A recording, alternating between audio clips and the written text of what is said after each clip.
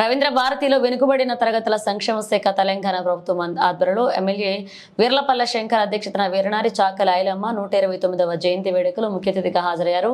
మంత్రులు పొన్నం ప్రభాకర్, జూపల్లి కృష్ణారావు సమావేశంలో పాల్గొన్నారు. రాజ్యసభ సభ్యులు అనిల్ కుమార్ యాదవ్, ఎమ్మెల్సీలు prof Kodandaram, Baswaraju Saraiah, BC commission chairman G Niranjan, BC commission సభ్యులు, బీసీ సంక్షేమ శాఖ కమిషనర్ బాల మాయాదేవి, చాకలి ఐలమ్మ మనవరాలు శ్వేత, ఇతర కుటుంబ సభ్యులు చాకలి ఐలమ్మ చిత్రపటానికి పూలమాలలు వేసి నివాళులర్పించారు. వర్ధంతి కార్యక్రమాల్లో ముఖ్యమంత్రి రేవంత్ రెడ్డి చారిత్రాత్మక కోచి మహిళా యూనివర్సిటీకి చాకలి ఐలమ్మ పేరు పెట్టారని తెలియజేశారు.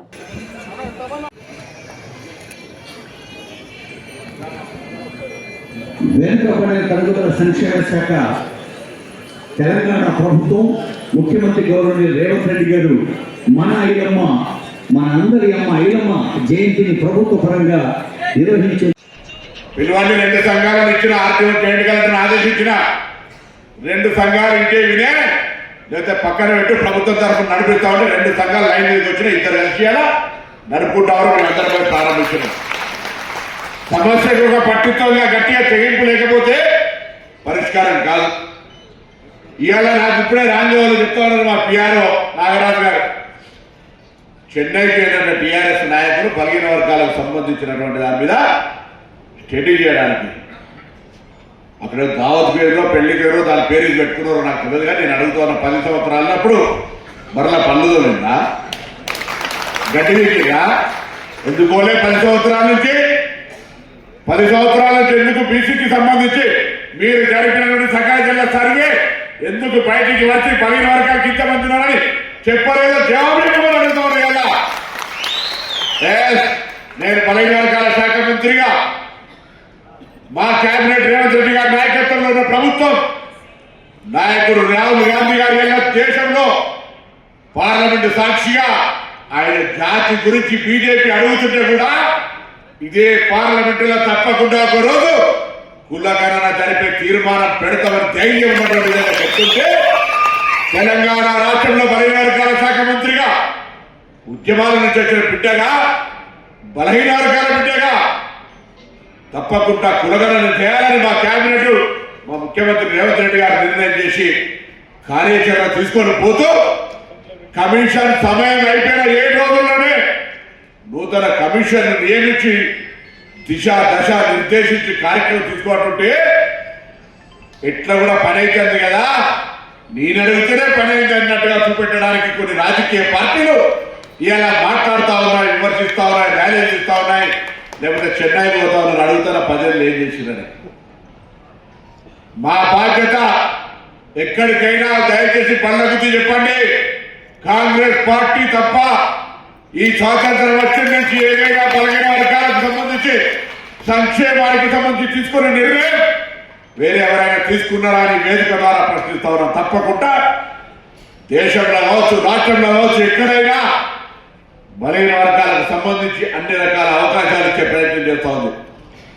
కానీ మారుతుంది కాలం, పోటీతత్వం పెరిగింది.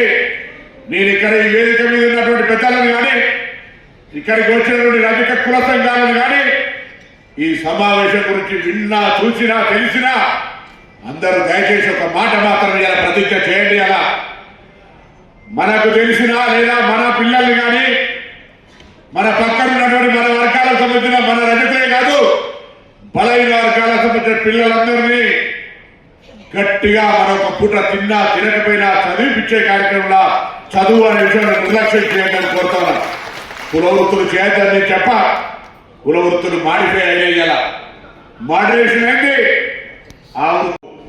కానీ చదువు అనేటువంటిది ఈరోజు మనిషికి సంస్కారంతో పాటుగా సమాజంలో ఒక గుర్తింపునిస్తుందనే మాట దయచేసి మర్చిపోకండి.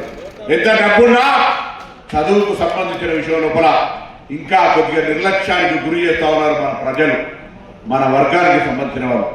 ఆ విషయంలో దయచేసి ఎవరు కూడా మన పిల్లలు మన పక్కన ఉన్నటువంటి వాళ్ళ చదువులకు సంబంధించిన నిర్లక్ష్యం చేయదని సందర్భంగా నేను మీ అందరూ ఈరోజు చాకలి ఐలమ్మ 129వ జయంతి సందర్భంగా నా హృదయపూర్వకంగా విజ్ఞప్తి చేస్తున్నా.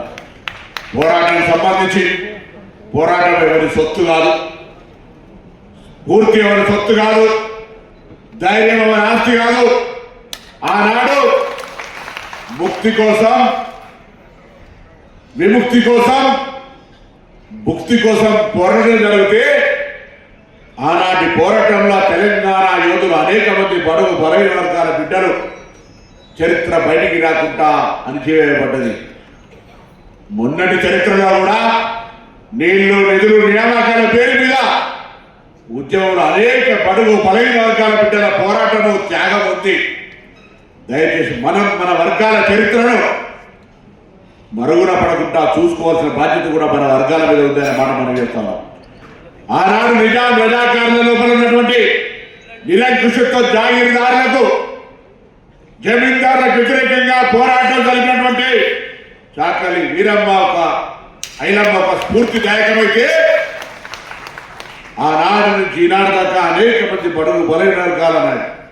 సర్వాయి పాపన్న గారు కావచ్చు, కొండా లక్ష్మణ్ బాపూజీ కావచ్చు, ఇట్లా రకరకాల అనేక వందల వేల మంది గిరిజన నాయకులు కొమరం భీమ్ గారు కావచ్చు, ఇట్లా చాలా మంది అనేక రకాలుగా ఒక లిస్టు చూస్తే మొత్తం ఒక గంట సేపు చదివినా 600 మంది ఛాతీని ఎదురొట్టి నిలిచి పోరాడినారు.